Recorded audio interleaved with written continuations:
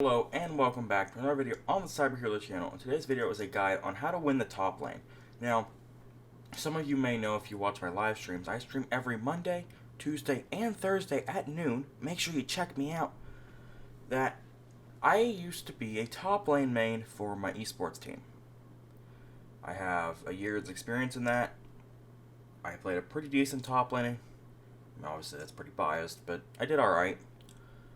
Now, in the top lane, it's a very different role than everything else in the game, purely based on the fact that it's the only lane where you're truly alone.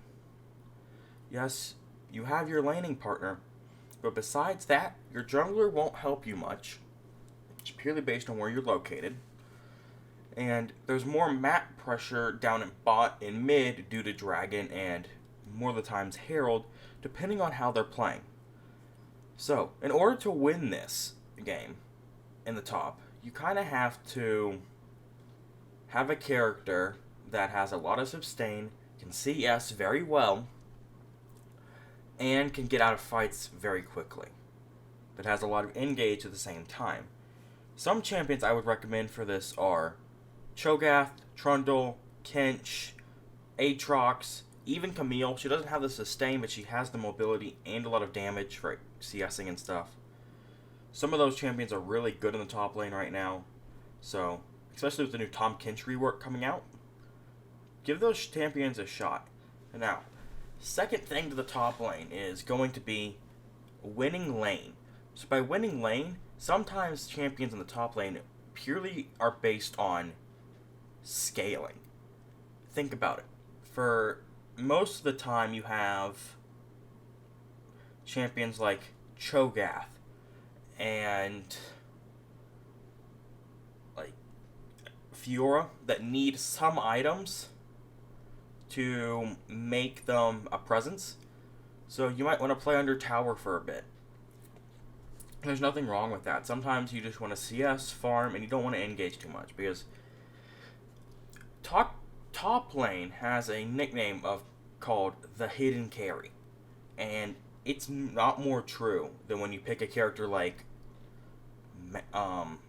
Malphite or Urgot or Mordekaiser, and you get fed. No one seems to notice unless they're truly paying attention.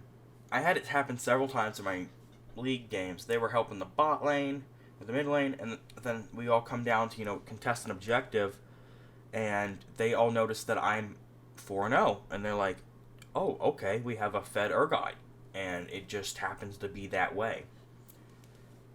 Sometimes you just have to learn how to CS, and wave management can be huge in the top lane. So you have to know when to freeze, shove, fast push, slow push, all of that kind of stuff.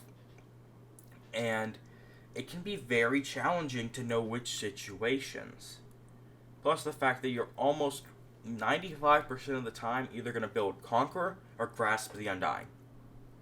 Very, very rarely are you going to build something else. Occasionally you build Spellbook on like Ornn and stuff, which another great top laner for team fights. Because Ornn, I know I'm getting a side tangent here, but let's go into Ornn for a second, has so much CC that while his sustain might not be great, he gets so tanky so fast that he's so useful in team fights. I mean, why do you think he has almost so high precedence in higher ranks? He's very good. Now, a lot of people think that top lane is that lane that you can go up there, not have to do much, and just kind of sit for a while and you become fed, which isn't true. You have to CS, you're fighting off a tank while you're a tank, so the damage is there, especially with Mundo, Set, all those kind of champions are really running wild up there right now, especially top lane Vayne seems to be really good. You're not really going to be able to do much if you don't know what you're doing. And most of the time it simply comes down to champion matchup, vision, which I made a vision video earlier last week. I'll link that in the cards up top. Go watch that. And just how much CS you can actually obtain. And with that, guys, that is going to be my guide on how to win the top lane 9 times out of 10.